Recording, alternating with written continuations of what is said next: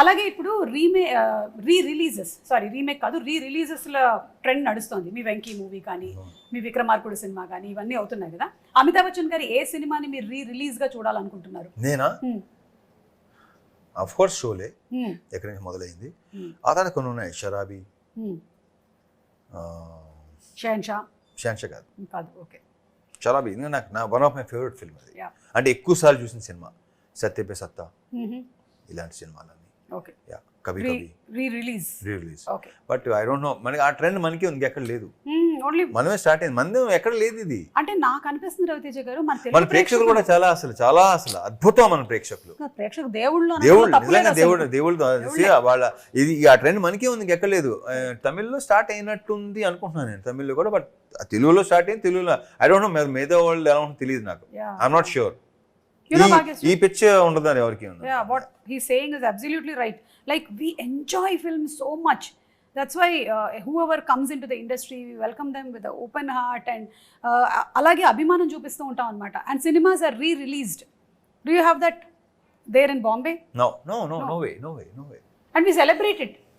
It's like some festival has come. And then morning 6:30 show. అంటే morning ఎప్పుడు లేగాలి, ఎప్పుడు theatre రావాలి, ఎప్పుడు అస్సలు నాకైతే ఒక రకంగా కొంచెం ఆశ్చర్యం ఉంటుంది.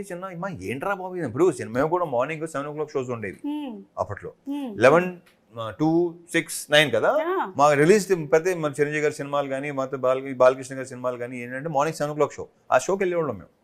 బట్ ఆ రిలీజ్ సినిమా కరెక్ట్ రిలీజ్ 6:30 షోకి వెళ్ళటం అనేది అసలు amazing. So great. And Ravi Teja గారిని ఒక వింటేజ్ రవితేజని ఇందులో మళ్ళీ చూడబోతున్నాము అని హరిశంకర్ గారు చెప్పారు. అంటే ఎలాంటి వింటేజ్? వెంకీ వింటేజా, విక్రమార్కుడా, ఇడియటా, వాట్ కైండ్ ఆఫ్?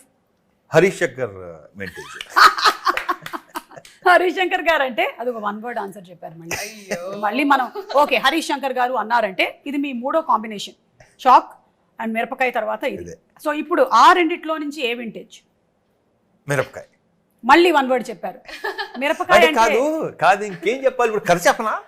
మిరపకాయ ఖర్చు చెప్పనా? సీల్ చెప్పనా? నేను సుమ మీద సీరియస్ అయిన రవితేజ వేసుకోండి. ఆ లాస్ట్ చెప్పారు అది వేసుకోండి. సో అంటే రవితేజ గారు అంటే ఎనర్జీ లేకుండా ఒకవేళ మనం ఏదైనా బాధల్లో సినిమాకి వెళ్ళినా సరే, మిమ్మల్ని మీ ఎనర్జీని చూసి ఎంతో మంది మోటివేట్ అయ్యి ఇన్స్పైర్ అయిన వాళ్ళం ఉన్నాం. That is the fact. Because he brings that vibrance on screen. Like some people bring lot of emotion అలాగా. But when you see him కదా వేసుకొని హ్యాపీగా, మనం కూడా by the time you're out of the film కదా you are come on మనం జోష్తో వెళ్ళిపోదాం ఇంటికి అని. అదే కైండ్ ఆఫ్ థింగ్ ఈ మిస్టర్ బచ్చన్లో మనకి కనిపిస్తోంది in the trailers and in all the songs also. Songs అన్ని ఇంకో సాంగ్ ఉందా? అదే ఏదో నల్లంచు చీర, అది తెలిసింది నాకు. అలా ఉంటుంది మరి. మీరిద్దరూ అనుకుని ఈ కాంబినేషన్ కాస్ట్యూమ్ వేసుకున్నారు, కలర్స్ కొంచెం మ్యాచ్ అయ్యాయి. ఫోన్ చేసి భాగ్యశ్రీ వేసుకుంటున్నాం. హలో భాగ్యశ్రీ, ఓ అవునా ఈ కలర్ లైట్ బ్లూ. ఇదేంటి చెప్పనా, గట్టిగా చెప్పాలంటే ఒకటి తీసుకున్నాను, వచ్చేమంటే అప్పుడు ఇంకోటి మార్చుకొచ్చాను. అది you are a spontaneous person.